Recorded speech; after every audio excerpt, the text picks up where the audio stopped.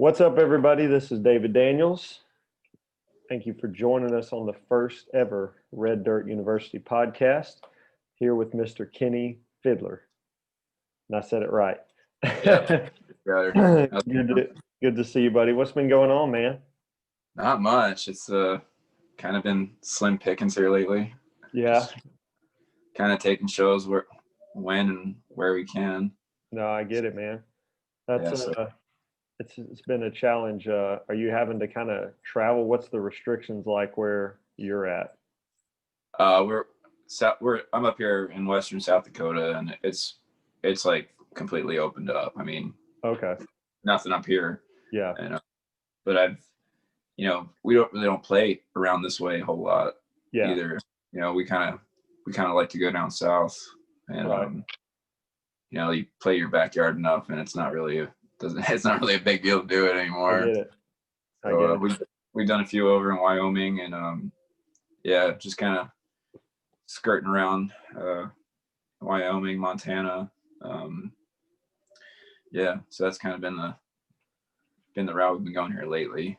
I got you, man. Yeah, it's tough down here, which I'm sure you're used to playing down here. So most of the venues, I'm sure you're seeing what I'm seeing. But man, Yep. in Louisiana, where I'm at, you can't go anywhere. I mean, it's everything. It's illegal to play music indoors. You can't. I mean, it's even more strict in Texas right now. It's nuts. But it's a bummer. Yeah, I get it. Got to keep people healthy, but man, yeah, it sucks. Yeah, it's kind of a rough deal this time, around this time. But yeah, for sure, man. All right, Bill. Well, I guess tell people kind of how we met. I want to go into this because I don't think I can ever say this about another person that I'll interview. Is we met in a hotel room, like craziest thing, right? Down at the Texas Music Pickers Conference, and man, we wound up just about 7 or 8 of us in there playing music, playing songs that we wrote, and man, what a fun night. And it's funny now looking back how so many people that were in that room, just how their careers are going. And I mean, it's like Madison just released a new single that's doing really good. And I love her music. She's good. She's stupid good. Great talent. Yeah, so good, man. So yeah, it's the world has changed a lot since that day, though. Man, it's been nuts. But anyways, man, so for the people that aren't familiar with your music, tell us kind of how you got started in music, where that all started for you back in the day.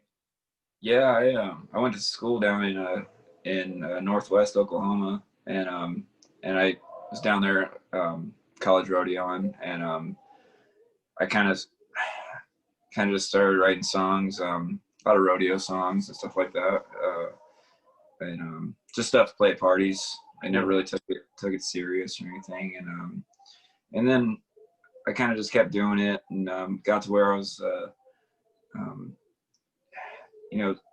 able to I was selling CDs to people like at rodeos and stuff like that. Mm-hmm. And then it got to where people were sending cash in the mail, for a CD, and I was burning them and going through all that shitty process. And then with when everything kind of started switching to streaming, it was kind of right in there when that, not when it started, but it opened up a whole lot for me to kind of be able to do that. And so I didn't have to go waste all the college library printer ink, make my CD labels and a bunch of DIY stuff. Did you do the old school where you had to get the little deal, you press it down and all that stuff?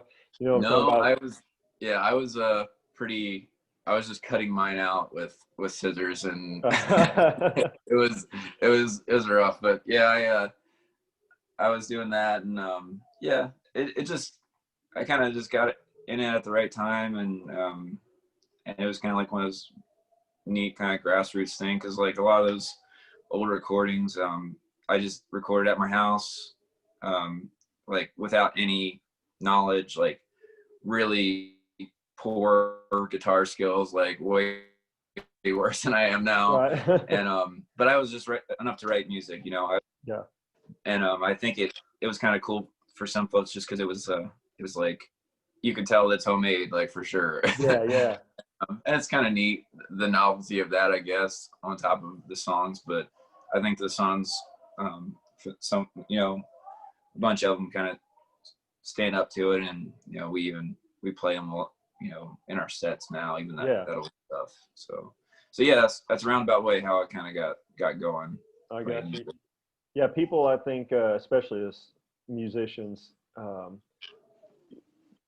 it's been in my case where I feel like, man, I got to have this perfect product. It's got to be great. And then somebody like Zach Bryan comes along and just like recorded everything in his living room, kind of like just I'm going to just do this thing, and it just takes off like a rocket. And his stuff is done like way better. Like I look back on some of that stuff, and at the time, like when I did it, it wasn't I didn't have like the foresight to like think, because once you put something out there like that and then it gets some traction, then you got to kind of live with it, right? You got to live with it. Yeah. And like I'm proud of majority of that stuff. It's just like looking back, like, man, I wish I would have like. And technology's it improved a lot too. Like home recording is like, I mean, it's not with that out of reach for anyone. Like you don't need like any money to do it. Right. Computer or iPad and USB mic or something. And I could have done something way better. But the stuff has been out there long enough where can't really take it down now. Right. Like once something hits 5 million streams, it's kind of pretty much there, right? Yeah. And like so I just let it be. And so I just keep moving forward and plowing ahead. And it's not like I wish I would have, recorded stuff better quality and learn how to play the guitar. Well, ain't nothing wrong with that, man. I think that's something for a lot of folks to understand is, man, just going and doing. I mean, if you ain't got to know 100 songs to go play a show, take off and play what you know. You know what I mean? Split songs with people split sets with people if you don't know enough songs. Just get started for sure. Yeah. So yeah, the first big break was Barrel Racer Land. I guess was the thing that kicked off. Did that kind of take off immediately, or how did that kind of go? Like looking back, like it didn't really seem like anything was really like rolling. Yeah. And and a lot of that stuff was put out like around the same time, some of those older ones, and nothing really seemed like it. I mean, it was doing all right, and like it was funny to people, and to be honest, I just really didn't put a whole lot of like effort into doing it at the time, and I didn't really take a lot of stock in it because I mean, even now, like I don't have like huge ambitions of like stardom or anything like that. Right. I kind of just want to, and but even then, like I didn't take it seriously until I started putting a band together, and then I could take the songs out and really do it right, and not half-ass it. And my wife was like really kind of pushed me to like do something with it, like and take it seriously. Yeah. And then the past 2 or 3 years, like exponential growth as far as streaming. I mean, I think like even like when we were down there for that conference thing, we were running like around 100,000 monthly listeners, and we're now like this month we're up to like 180 some thousand. So like in that like short period of time. So it's been like the past 2 or 3 years where it's really kind of like picked up enough where I was like, I can make a living doing this. I own all the music. Like I'm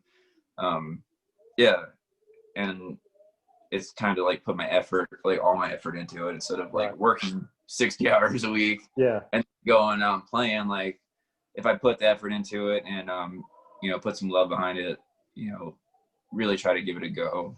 And it's been, I kind of took a leap, quit my job.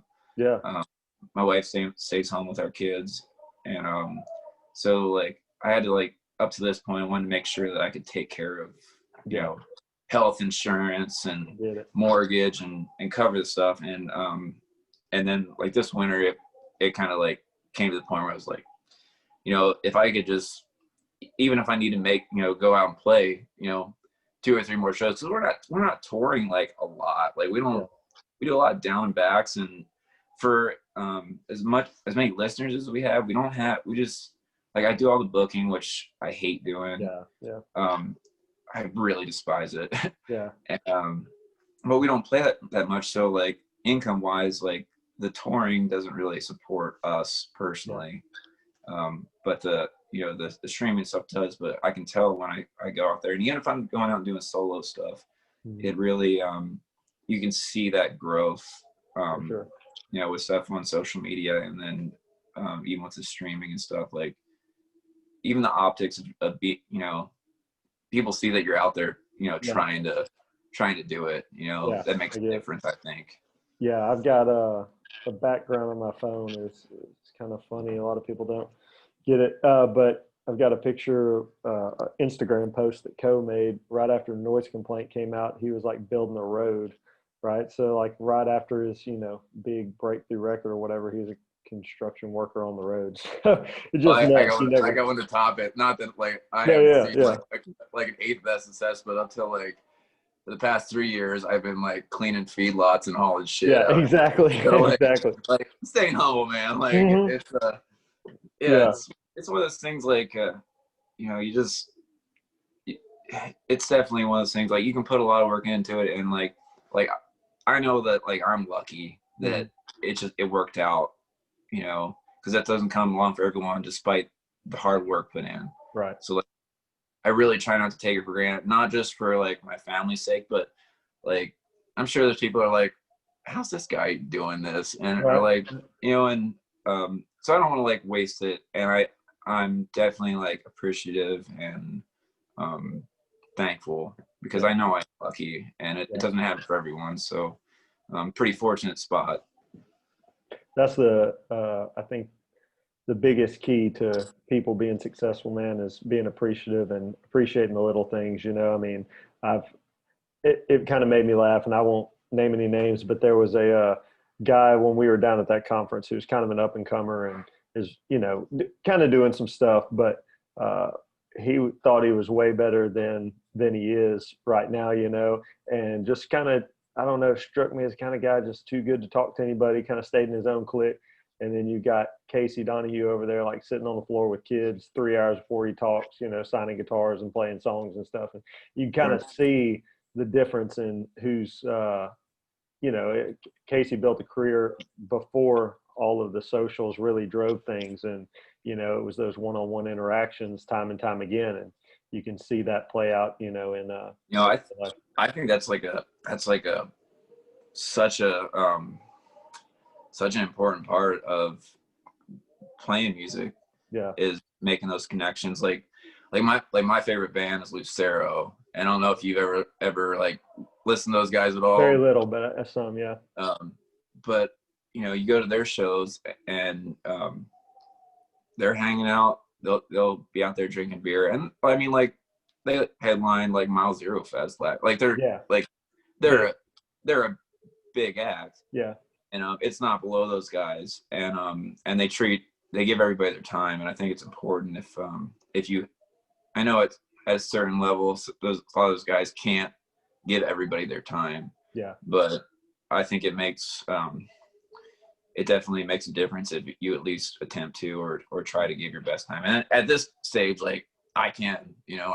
Can't afford not to, right? It's just I can go and hang out and shoot the shit. And I mean, I've done like, doing house concerts and stuff, like playing people's backyards. Like, I don't do it for the money, cause like you could probably make a lot of money doing it, right? But like, I don't even like put a number on that, like a dollar thing on that. Like if we're playing somewhere with a band, I'm like, well, we got a Thursday night, I'll just like throw it up on Facebook or whatever. Like, we can do it. And like for whatever. And it's nice because you make those connections, and those are the people that really support your music, and they'll go out of their way to like push it to their friends, Those are the ones that are driving 45 minutes each way to come to one of your shows whenever things grow, Yeah. Well, cool. I got to ask you back to Barrel Racer Land, and we'll move on. But do Barrel Racers give you a lot of crap for that song, or do they love it? Because I'm kind of interested on what the No, yeah, I mean, for the most part, like anybody that like they think it's funny. Like right. no, anyone that really like takes that thing serious, like it, Got problems. it's probably them, you know, Yeah, like yeah, for sure. and like we joke about that, and it's yeah, people know, like, because I'm not even though I did that to be a joke, like, you know, like I support like strong women, and Right. you Yeah, know, yeah. like, No, I get and it. I get like, it. and after doing it, like it was like, man, I don't want people to get the wrong idea about me, and some Yeah. people do, like some people Yeah. might think that I think that way for real, but you know, it's just something funny, and it Yeah, wasn't yeah. about anybody. But So from there, you went into Lucky Buck Sessions, which I guess was more of just the first full length album. Is that right? you know, I think like discography wise, like a lot of that stuff was out because I did a lot of like homemade stuff before, Yeah. and like those first couple years, a lot of that stuff got rehashed into like different albums, and like I think a lot of the songs off like the Rodeo Bum album were like some of the earlier ones that might have existed, and or I had them up on TuneCore or something, Yeah. and like let it expire because I wasn't like paying attention at the time, Right. and like so like yeah, timeline wise it's kind of all kind of screwed up, but yeah, so a lot of that stuff was done like it'd be probably '08, '09 or something like that, but that yeah, so besides Barrel Recently and like that album, the Lucky Buck Sessions, like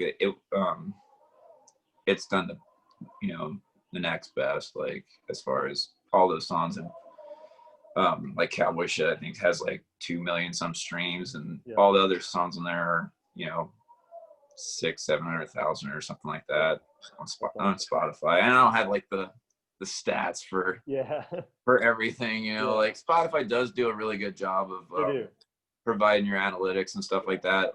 That's why I really do like that platform, I guess. Yeah. I try to push people that way just because, I mean, everything, the way you can see every town that anybody who's listened Oh to that yeah, song, it's just hugely valuable when you're starting to book shows and stuff like yeah, and I don't know if it's like some kind of copyright thing where like those that. Yeah. other platforms can't provide the same stuff, but Mhm. it just seems like they half-ass it, and Yeah, like I it's know it like for sure. like I don't really look at anything number wise besides like Spotify for artists. Yeah. I can see the other stuff and kind of get a bearing, but yeah, it's just not as like comprehensive, I guess. Yeah. But yeah, I do like Spotify, and I think it provides a lot of like um, chances for people to find Yeah. your music, For sure. even more so than some other ones. You know, like Pandora used to be like that because I used to have a boot repair shop in college, and like I would listen to, you know, band that I would like, and Pandora was like one of those like gateways where I'd be like, Yeah. I never thought to listen to this band Yeah. before, Yeah. and I dig it. And but Spotify is doing that in more like a controlled manner, and I think Yeah. it's organized, and I like it. Yeah. I think it's great too. So, we talked about most of your early music being acoustic. When did the Cowboy Killers come along? When did the band form? How'd that happen? Probably like I think 6 or 7 years ago. I mean, uh, our lead guitar player is my wife's cousin Clade, and him and I have been friends for, you know, since my wife and I started seeing each other. So probably like 9 years, him and I started playing together, and we had like started kind of writing some music with like some neighborhood bands, and and even did some like garage band like stuff that was just like, you know, just like mashups where we would just, and we play a lot of those songs now, but so for the longest time like it was just him and I, and um he's a good musician, so it like made me want to be better, and definitely look into the musicality of certain things and songwriting. So I you know, for a while there I was just like, it was just like anything that came to my mind I could like figure out 3 chords and, you know, Yeah. put it out, make a Yeah. song. And then once him and I started playing together, I tried to make stuff a little more complex, like, so, you know, whoever I was playing with wasn't like, ugh, Yeah. another, Right. another like 3-chord song. Yeah. Yeah. And so yeah, so him and I have been doing it for a while, and then I think about 3 or 4 years ago, we found our drummer Scott, and we've had a couple different bass players since then, but around that time is when it really started picking up, and we started really developing um, our sound. Because it's kind of an eclectic kind of thing, because it's a lot of like cowboy story songs and rodeo songs and stuff like that, and then got a rock and roll band, Right. and then I started pushing vocally, like looking for stuff where I really pushed it when I was writing, and so that it's developed the sound a lot more, and so now we're kind of like writing that kind of alt country kind of thing where yeah, so and even now we don't like, when I write stuff, I don't try to like write something that's gonna fit the style wise, but yeah, we try to like keep it fresh, and um I don't know, I'm kind of limited on my songwriting. Like I just doesn't come along at every day anymore. Like it felt like back in the day when I was writing that stuff that was really rough, could write a song like super quick, but now like I definitely self edit a lot more, and really try to take the time to make sure something's worthwhile. Yeah. A lot of rewrites, which is Yeah, the and most difficult thing to me. I mean, whenever you finally get through something, it's like, all right, this all makes sense, but I hate this one line or something like that, and going back yeah, trying to fine tune rewrites seems like the biggest challenge. But yeah, and I do think of I think of the music more now instead of just the lyric. I yeah, um I'm a I big fan of Ramblin' Ways, I believe is mm, the name. Man, listen to that one. Put that on our playlist, and thank you. I can tell a difference in that, like you said, musicality wise, from that and some of the earlier stuff. Just the progression, Sure. and not that anything earlier was bad. Obviously, it's been very successful. Just I mean, that sound, you can kind of see what you're describing coming into your own sound, and man, really took it to the max in that one. Big fan of that for sure. Thank you. Yeah, Especially and the even some the new. Oh, sorry, I didn't mean no, to I cut say, you off. is that kind of the sound I guess y'all are going for? The way that sound is, that the direction you see your music going?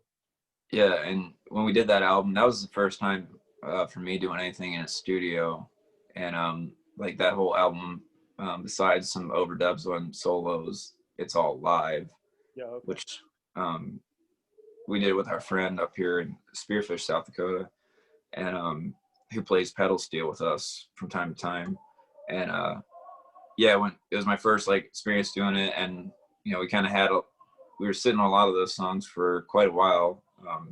I think Ramblin' Ways is probably like 5 years old, Yeah. um, and we just put it out last year. But um, yeah, we kind of went in there, and I was kind of nervous about doing it in a studio, and even though we had a friend engineering, it was still like one of those things like I didn't want to take forever to do something, and so like some of the recording on that suffered a little bit just because like we did it live, so like I was playing acoustic and doing live vocals, so none of the so vocal treatment and stuff, like it's pretty dry, pretty much how it was recorded. There was no Yeah. like, but and then we started doing a few, we put out these 2 singles this year, and we took our time with those, and went through them, and it's not like it's a bunch of overdubs, but cut the vocals separate and like stuff that like you should be doing. Yeah. Yeah. Well, I tell you though, man. I mean, to be doing, one take kind of stuff or live performance is a great product, because I know that a lot of people, if you haven't been in the studio, may not understand how many times. I mean, people may take 5 days to cut a vocal for Sure. an album, Yeah. and no telling how much of that has been modified or enhanced and everything. So to have somebody come in and raw cut a vocal and put it out is, I mean, is rare to say the least. Yeah, and I'm proud of that one too. It's just yeah, there's some things I would have done differently, but um those songs where you sit on them that long and you're playing with your band, on the regular. Yeah. It's like, we should be able to go in here and Right. knock this out. Let's save some And money and go do this thing. yeah, Yeah. yeah. So, and I do think that like there's a line, and you can tell in some songs, like different people, like where the production is, you can tell that it costs a lot of money and it loses the soul of it too. And For sure. so I try to like find that happy medium where, and I'm still working at that, like trying to get to put out like a professional product without being overdone either, and losing like what we're doing. Yeah. So I mean, if you don't feel it, you ain't gonna be proud to sell it, or put it out there. And so I totally get that. So what is the coolest show or place that you've gotten to play? I know you've been all over. What's some of the coolest venues or the coolest ticket you've been on?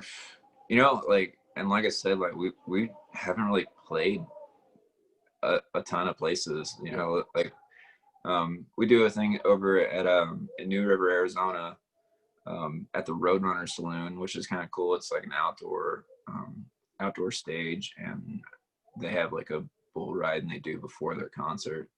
And they light a bunch of bonfires out there like while you're playing. And it's a cool, like, it definitely fits our crowd. But like Phoenix isn't like one of our big towns either as far as like listeners go, but it's been a really good turnout, at this stage. Like, it's been fun, and those guys kind of took a chance on us because, like, when you're a band from South Dakota, like, it's a hard sell sometimes to be like, especially in Texas, where it's like, why would we have you come down if we have all these other bands around here? And but I'm also at the point where, like, I'll do whatever it takes to make the show happen, like, because it's nothing for us to hop in a vehicle for 12 hours. Like, we don't mind. It's just a matter of breaking through and getting that, like, because like the people will turn, like the listeners and will turn up, but it's a matter of those venues like realizing, like, no, they might actually be able to sell some tickets, like, and and we play doing we might do like 2 covers in a set for like a 2-hour set, something like that. So to play a show like that and only throw in 2 covers, I mean, and everybody be jamming and know your music, I mean, it says a lot, especially when you're traveling from South Dakota to Texas, I mean, sure, that's a tough thing to do. So that's no small feat. I think that venues down here definitely will recognize that too, I mean, for sure. Yeah, and like there's I mean, it's just with Texas, like, that's been like my my thing on a pedestal here lately, to really get down to, because it has all of our like, out of all of our listeners, like, I think Dallas, we have like 20,000 listeners a month on Spotify in Dallas, and I've never played in Dallas before. Crazy. And it's like, and it's a weird thing, because a lot of bands, they have to tour and really put some miles and suffer a lot to build those fan bases. And I don't know, like, call them fan, but to get those listeners in those towns. And like, we're kind of the opposite, where kind of built it off the songs, and now it's like, well, let's go play these towns where people are listen to music, like, and so it's kind of a reverse thing reverse model than most acts. And it has its benefits and it has its downsides too, where it's like, we like just getting those venues to like take a chance on you. And we've had a few in Texas, that Cooper's barbecue over there in Cristobal, south of San Angelo. They had us down, and it was a good turnout, and now, like, they're like the only venue in Texas that has live music going on, and they have all these huge acts in there right now. I mean, and it's just, so I really appreciate those venues that do take a chance on you. I just I'm not a salesman, so when it comes to like to trying to get that stuff to happen. Like there's only so much you can, you know, so many emails you can write or Yeah. You don't call. want to And bug people, but yeah, you yeah. want And I them don't to want, know you're serious, you know. yeah, I don't want to be pushy, but also like I'm confident about Yeah. it that I would, I hope people some venues start taking a chance on us. And I would love just for a good agency to pick us up, and then we have that foot in the door too. So it would really smooth out the process, because some, like especially Texas, like that's a big thing for if you're going to start going to doing 90-minute sets, Yeah. hour sets or whatever at venues that are, you know, doing original music. Like it's you kind of need those booking agents that have that foot in the door too. For sure. I assume. I've never had one. So. Yeah. Well, at the same time, though, like you said, I mean, holding out for that, hoping, but at the same time, still sending emails and still plugging along. You know. It's like you got to grind out. You just got to keep grinding until like something opens up. Yeah, because you know an agency's just going to ask you, well, what can you do on your own? You know, I mean, like if you're not booking shoes on your own, then why would I want to send a guy to go do it for you? But well, that's been one of those things too. Like I've tried to, like, you know, being out of state, it kind of puts you at a little disadvantage, and not even out of state, out of region. Yeah. Where like I got to make sure, like, you know, we show up on their radar. Yeah. And like they can see that might happen. Yeah, for sure. So I try to like put in the work, and like of course, like going and playing live shows, like you want to make money for the band, like, but there's a lot of times where like I'll take a hit, make sure my guys are paid, you know, make sure they're taken care of to like make the show happen. Like, and I'll drive the whole way just to, you know, like it's a sweet deal. Like you kind of, you can't expect anyone to bleed for it more than you. Yeah. So I try to put that effort out there, especially for where shows go. Well, cool. Just I got a couple more questions for you. I'm a big. I think my playlist would surprise a lot of people, but this probably wouldn't. I'm becoming a big Coulter Wall fan, and I'm just kind of learning about his music in the last few months. But man, dude is stupid good. But he's kind of up more in your area, huh? Is he further north, I guess? He's up in Saskatchewan, but I Okay, mean, yeah. a guy like that too, like where they're touring, you know, Yeah. they're not really limited to the region. Right. He's just a powerhouse. But I've been running in.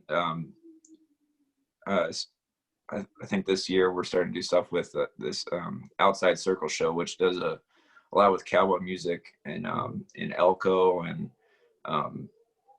it's kind of like a bunch of misfits, like music wise, like they might not fit that traditional band of cowboy music. And it's not just musicians, it's silver, you know, engravers and silversmiths and leather workers, and it's a really cool thing. I haven't got to really like spend a lot of time with those guys, but Clay and I went out to Elko this winter. They have a National Cowboy Poetry Gathering out there, and we were booked to play during the actual gathering, but we still wanted to go out and, like, you know, dip our feet in the water a little bit and hang out in that kind of crowd. So we just went and played one of the venues out there before the whole thing took off, and it was just kind of like one of those things. Like it's kind of, I think it's a direction. Like we're going to be doing some shows with those guys, and it's like, cause I'm not like a traditional cowboy musician either. Like I rodeoed for 13 or 14 years, but like I'm a city kid that wanted to go rodeo, you know, and but like my band, they're all ranchers, so like it fits for them. But yeah, go circling around. I met Coulter while we were out there in Elko, and super nice guy, and is about as humble and whatever you would hope to be when you meet somebody like that. Just a good person. It was kind of like you said, Spotify is taking the reins on finding new music, and Sleeping on the Blacktop came on. I was like, oh my God, this is Johnny Cash, like reincarnated right now. So yeah, I became a big fan. Then come to find out, my bass player's like been a huge fan. He starts sending me like Kate McCannon and all these songs. He's like, can't believe you ain't heard of this guy, you know? And no, he's insanely good. What's also like, not to like segue out here, but Yeah. what's cool about what he's doing too, and you can tell with that Western Swings and Waltzes album that he just put out, Hmm. he is doubling down on cowboy music. For sure. Um, Yeah. and like, yeah, there's a lot of people that will bitch about it and be like, oh, well, I like what he was doing before, but Hmm. you know, he's unapologetic about what he wants to be playing. Yeah. And there's something to be said when people don't really give a shit what anyone else thinks, because Yeah. like you know, you might lose money over it, you might lose listeners over it, Yeah. but if you're going to commit to something and do what you want to do, and he really is doing it justice too, because Yeah. like I don't know if you've listened to that new album, but I've like listened to a few songs off of it. it's great. And Yeah. the, you know, for someone to, you know, someone with that amount of visibility to shine a light on like cowboy music, like Yeah. for the people that play cowboy music, it means a lot, you Yeah, know, for for sure. someone to care enough about it. Yeah, I can see that. Um, yeah, I feel like that he's a shoe in, and the reason I brought him up is I feel like he would be a shoe in to be on. I don't know. You probably watch Yellowstone. I guess you're up that I to I don't. I never have. really. So Yeah, I have a 1 and 3-year-old, so like I oh, don't get gotcha. that. Your TV's out of the question. Yeah. So I'm a. I guess I'll enjoy the show. I mean, I'm a big fan of the show, but also love how they're bringing in the red dirt music scene And and I've seen stuff on social media about totally, you know. who they're playing on there. Yeah, Like, I mean, like Ryan Bingham's the main character on it. You got Whiskey Myers on it all the time. I mean, Stapleton, obviously the bigger name, but he's on it. You know, they got some really just jam up artists that a lot of people don't know and kind of giving them a light. And I think that, you know, somebody like you or Coulter is going to be like a shoe in into that soundtrack if exposed to the right oh people. You know what I mean? Like it just yeah, fits the bill for exactly the vibe that they do. And so yeah, maybe not saying it's yeah, prediction, but if Coulter yeah, maybe Wall's one in the day. next season, I wouldn't be surprised. Yeah, But yeah, I think something like that. I mean, like you know, it only takes one right person hearing you, man. I mean, I think staying true to what you're doing is the key.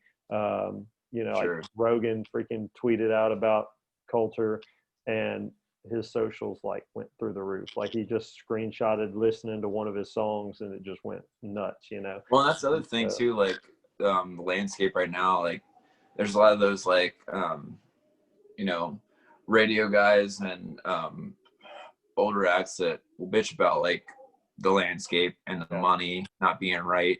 And yeah, everyone could be compensated a lot better mhm, for their yeah, music, like because yeah, it's nothing for like how it works, but also the ball is in the artist's yeah, for sure. field.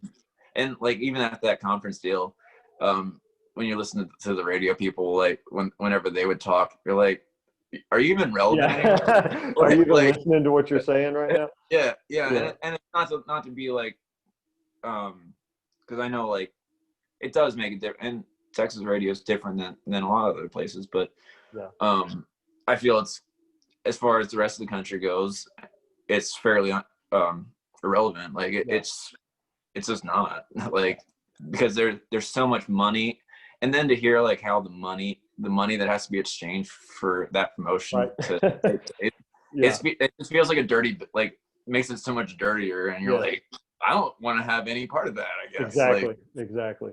Yeah, it's um nuts, man. but so I think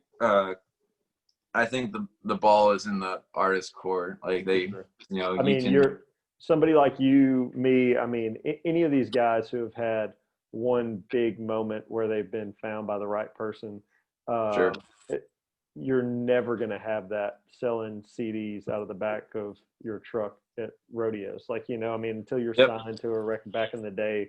pre-streaming, like that's never an opportunity. And so I definitely think that people can gripe and complain all they want about yeah, the money's not as much on the, you know, product side, but But you got gosh, a chance. exposure, man, you got a chance. So, Yeah.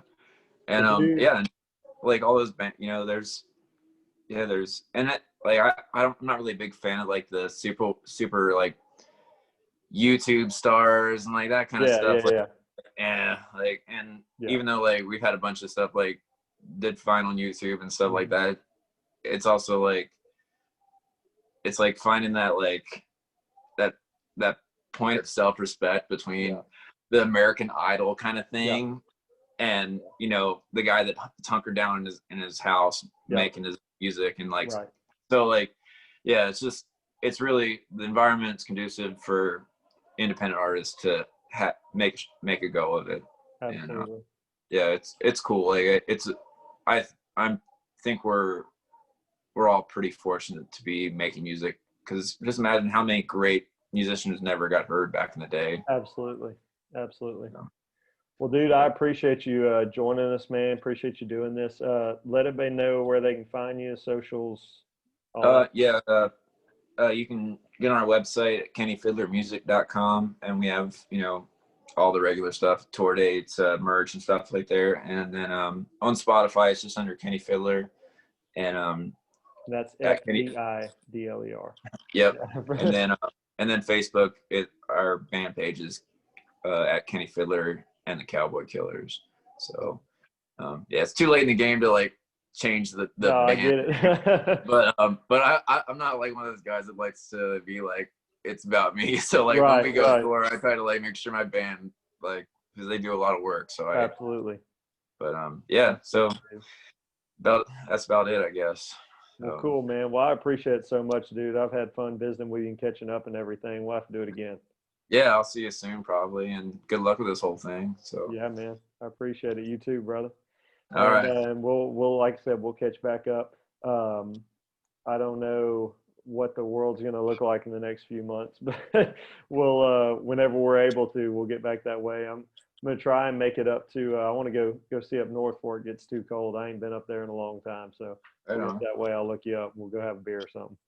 Sounds good. All right, we'll see you later. All right, brother. Later. All right.